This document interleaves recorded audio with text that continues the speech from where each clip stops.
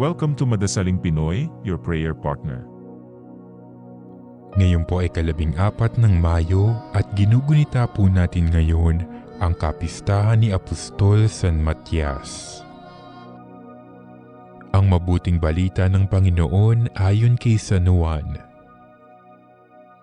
Noong panahong iyon, sinabi ni Jesus sa kanyang mga alagad, "Kung paanong iniibig ako ng Ama, gayon din naman iniibig ko kayo.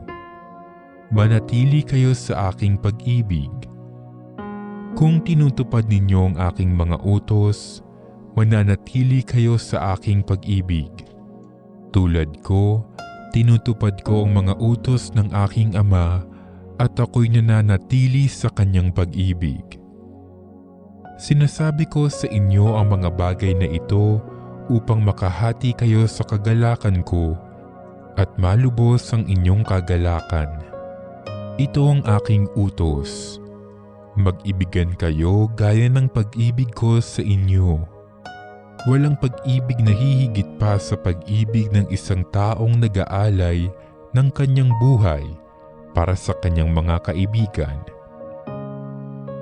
Kayo'y mga kaibigan ko kung tinutupad ninyo ang mga utos ko.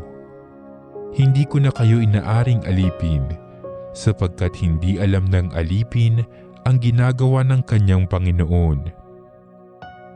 Sa halip, inaari ko kayong mga kaibigan, sapagkat sinabi ko sa inyo ang lahat ng narinig ko sa aking Ama. Hindi kayo ang pumili sa akin.